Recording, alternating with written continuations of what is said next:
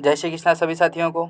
तो आज हम बात करेंगे कला संस्कृति में लोक देवता के बारे में। ठीक है, पार्ट 3 के बारे में बात करेंगे।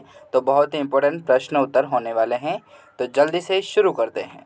सबसे पहला प्रश्न आता है, किस लोक देवता को कपड़े एवं मिट्टी के घोड़े की प्रतिकृति समर्पित की जाती है। बहुत ही इंपॉर्टेंट है, ये ARO एग्जाम में पूछा गया था। 24 नवंबर 2020 को जो एग्जाम हुआ था उसमें यह प्रश्न आया था। ऑप्शन आपके सामने है, option A Teja ji, option B Devnarayan ji, option C Goga ji या ऑप्शन डी रामदेव जी। तो जल्दी से राइट आंसर बताइए क्या है, किस लोक देवता को कपड़े एवं मिट्टी के घोड़े की प्रतिकृति समर्पित की जाती है। तो इसका सही आंसर होगा option number D, Ramdev ji. ठीक है, रामदेव जी जो हैं इन्हें मिट्टी के घोड़े समर्पित किए जाते हैं। ठीक है, इनकी विस्तृत जानकारी के बारे में बात करते हैं। बाबा रामदेव जी को रामसा पीर, रुणेचारा धनी, पीरों का पीर, श्री कृष्ण के अवतार कहा जाता है। ठीक है, इनके जन्म की बात करें तो इनका जन्म होता है उडू कश्मीर शिव बाड़मेर में। ठीक है, कब होता है तो देखिए भादवा शुक्ल द्वितीया को। ठीक है, भादवा शुक्ल द्वितीया को इनका जन्म होता है उडू कश्मीर शिव तहसील बाड़मेर में। मेले की बात करें तो भादवा शुक्ल द्वितीया को इनका मेला पड़ता है। ठीक है, जन्म हुआ था उसी दिन मेला पड़ता है। तो भादवा शुक्ल द्वितीया से भादवा शुक्ल 11 तक इनका मेला पड़ता है, जो सांप्रदायिक सद्भावना की दृष्टि से सबसे बड़ा मेला है। यहाँ भक्तों द्वारा कपड़े एवं मिट्टी के घोड़ों की प्रतिकृति समर्पित की जाती है। तो ये बहुत इंपॉर्टेंट है। नेक्स्ट क्वेश्चन लेते हैं। नेक्स्ट क्वेश्चन आता है, किस लोक देवता ने गायों की रक्षार्थ हेतु प्रत्यक्ष युद्ध नहीं किया था। तो ये भी प्रश्न बहुत इंपॉर्टेंट है। ये प्रश्न पूछा जाता है ARO 2020 में जो एग्जाम होता है उसमें ये प्रश्न आता है कि किस लोक देवता ने गायों की रक्षार्थ हेतु प्रत्यक्ष युद्ध नहीं किया था। ऑप्शन आपके सामने है, option A Ramdev ji, option B Goga ji, option C Teja ji या ऑप्शन डी पाबू जी। तो जल्दी से आंसर बताइए क्या होगा। तो किस लोक देवता ने गायों की रक्षार्थ हेतु प्रत्यक्ष युद्ध नहीं किया था, तो वो होंगे ऑप्शन नंबर ए, इसका राइट आंसर होगा रामदेव जी। ठीक है, रामदेव जी द्वारा किसी भी प्रकार से गायों की रक्षा हेतु प्रत्यक्ष युद्ध नहीं किया गया था। ठीक है, बाकी इनका भी बड़ा योगदान था गौरक्षार्थ में। इनकी विस्तृत जानकारी के बारे में बात करते हैं। गोगा जी के बारे में बात करें तो दयाल दास की ख्यात द्वारा अर्जुन सुरजन से गायों को बचाने हेतु मेर के मीणों से युद्ध करते हैं। ठीक है, गोगा जी जो हैं वो दयाल दास की ख्यात के द्वारा पता चलता है कि अर्जुन सुरजन से गायों को बचाने हेतु मेरों के मीणे जो थे उन्होंने गाय चुरा ली थी, तो गौरक्षार्थ हेतु युद्ध करते हैं। बाबू जी के बारे में बात करें तो मिर्जा खां से गौरक्षार्थ युद्ध करते हैं, जो देवल चारणी की केसर कालमी तथा गायों हेतु जिंदराव खिची से युद्ध करते हुए बाबू जी शहीद हो जाते हैं। ठीक है, और रामदेव जी की बात करें तो रामदेव जी सांप्रदायिक सद्भावना वाले देवता हैं। ठीक है, गौरक्षार्थ से इनका कोई संबंध नहीं है, प्रत्यक्ष रूप से नहीं है, बाकी गौरक्षार्थ में भी इनका नाम आता है। ठीक है, नेक्स्ट क्वेश्चन, किस लोक नायक के मेले को सांप्रदायिक सद्भावना का प्रतीक माना जाता है।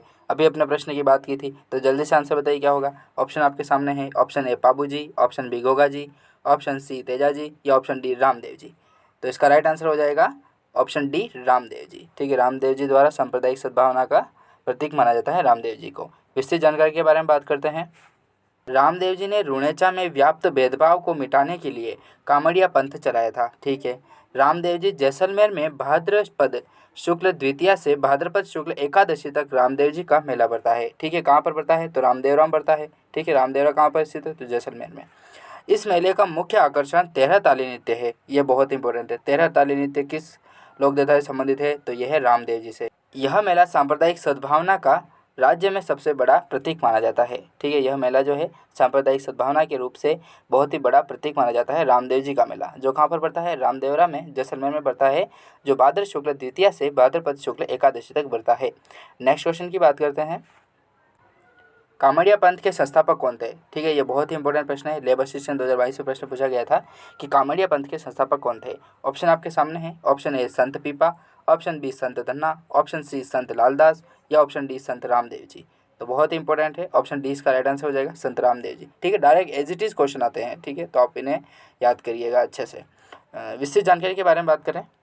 कामड़िया पंथ बाबा रामदेव जी ने एक संत मत चलाया था। ठीक है, संत मत चलाया था कामड़िया पंथ के नाम से, जिसमें क्या है देखिए, जो आगे चलकर कामड़िया पंथ कहलाता है। ठीक है, रामदेव जी का जो जन्म है वो 1405 ईस्वी में होता है, उडू कश्मीर शिव तहसील बाड़मेर में होता है। ठीक है, रामदेव जी को भगवान कृष्ण का अवतार माना जाता है। ठीक है, यहाँ तक कॉन्सेप्ट क्लियर है आपका। इसके बाद बात करते हैं, इनके अनुयायी जो थे वो थे दलियाबाई, डालीबाई, हरजी राजपूत, रत्ना राय का, लक्खी बंजारा इनके प्रमुख अनुयायी थे। ठीक है, शिष्य माने जाते हैं। कामड़ जाति मुख्यतः पादरला गांव पाली, ठीक है, पादरला गांव जो पाली है वहाँ पर कामर जाति जो मुख्यतया है वहाँ पर निवास करती है। ठीक है, कामर जाति। तेरह ताली नृत्य कामर जाति की महिलाओं द्वारा किया जाता है। ये बहुत इंपॉर्टेंट है कि तेरह ताली जो नृत्य है वो कामर जाति की महिलाओं द्वारा किया जाता है। बैठकर किया जाने वाला एकमात्र नृत्य है। ठीक है, बैठकर किया जाता है इसलिए इसे गुटकन नृत्य भी कहा जाता है। ये भी आप इंपॉर्टेंट लगा लीजिए, तेरह ताली नृत्य को गुटकन नृत्य भी कहा जाता है। इसमें जो मंजीरे बांधे जाते हैं तो इनके नाम मंजीरों के आधार पर ही है। तो देख लीजिए, तेरह ताली मतलब तेरह तालिका इसमें बांधी जाती है। जो कहाँ कहाँ पर बांधी जाती है वो देखिए। 13 मंजिलों का प्रयोग किया था इसलिए 13 ताली किसे कहते हैं, जिसमें 9 दाएं पांव पर बांधी जाती है, 2 हाथ की कोहनी पर बांधी जाती है और 2 है कलाई पर बांधी जाती है। ठीक है, तो 9 2 2 बराबर 13। ठीक है, प्रसिद्ध कलाकार की बात करें तो मोहनी, मांगीबाई, नारायणी और लक्ष्मण दास। ठीक है, बहुत ही इंपॉर्टेंट है, लक्ष्मण दास इंपॉर्टेंट लगा लीजिए आप, और मांगीबाई। ठीक है, इन दोनों से क्वेश्चन आते हैं एज इट इज़, तो बहुत ही इंपॉर्टेंट था। एक तो कामड़िया पंथ किससे संबंधित है, तो कामड़िया पंथ जो है वो तेरह ताली नृत्य से संबंधित है। ठीक है, इसमें नृत्य किया जाता है और बाबा रामदेव जी संबंधित है। ठीक है, रामदेव जी के बारे में हमने बात की तो इन्होंने कामड़िया पंथ को चलाया था। ठीक है, संत मत चलाया था जिसका नाम कामड़िया पंथ था। ठीक है, तो नेक्स्ट क्वेश्चन लेते हैं। राजस्थान लोकगीतों में गाया जाने वाला नेतल का भरतार किस लोक देवता के संदर्भ में है। ये बहुत ही इंपॉर्टेंट प्रश्न है कि राजस्थानी लोकगीत हैं उसमें नेतल का भरतार किस लोक देवता से संबंधित है। तो देखिए, ऑप्शन आपके सामने है। Option A Harbu ji, option B Vrindavan ji, option C Ramdev ji या ऑप्शन डी तेजा जी। तो जल्दी से आंसर बताइए क्या होगा। तो इसका राइट आंसर हो जाएगा option number C Ramdev ji. ठीक है, रामदेव जी से संबंधित है नेतल का भरतार। ठीक है, तो विस्तृत जानकारी के बारे में बात करें। नेतल का भरतार लोकगीत बाबा रामदेव जी से संबंधित है। ठीक है, इनका विवाह अमरकोट पाकिस्तान के दलजी सोढ़ा की अपंग पुत्री नेतल दे के साथ हुआ था। ये बहुत इंपॉर्टेंट है कि जो बाबा रामदेव जी हैं उनका विवाह अमरकोट पाकिस्तान में होता है दलजी सोढ़ा के अपंग पुत्री के साथ। ठीक है, जिनका नाम था नेतल दे। ठीक है, उनके साथ इनका विवाह संपन्न होता है। इन्हें रूणीचरा धनी रामसा पीर पीरोड़ा पीर कहा जाता है। ठीक है, जो रामदेव जी का जन्म है वो होता है उड़ू कश्मीर शिव तहसील बाड़मेर में होता है 1405 ईस्वी में। ठीक है, ये बहुत इंपॉर्टेंट है। विक्रम संवत के हिसाब से देखें तो 1462 ईस्वी में इनका जन्म होता है। पिता की बात करें तो अजमल जी चौहान थे। ठीक है, अजमल सिंह जी इनके पिताजी हैं और माता मैणा दे। ठीक है, इनकी समाधि जो है वो रामदेवरा जैसलमेर में स्थित है। तो रामदेव जी के बारे में हमने बहुत ही इंपॉर्टेंट आज प्रश्न के बारे में बात किया।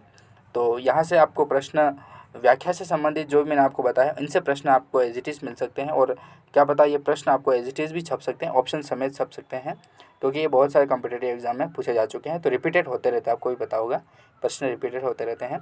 तो मिलते हैं दोस्तों नेक्स्ट वीडियो में, तब तक के लिए जय हिंद, जय Bharat, Vande Mataram. Like and subscribe करना ना भूलें। जय हिंद।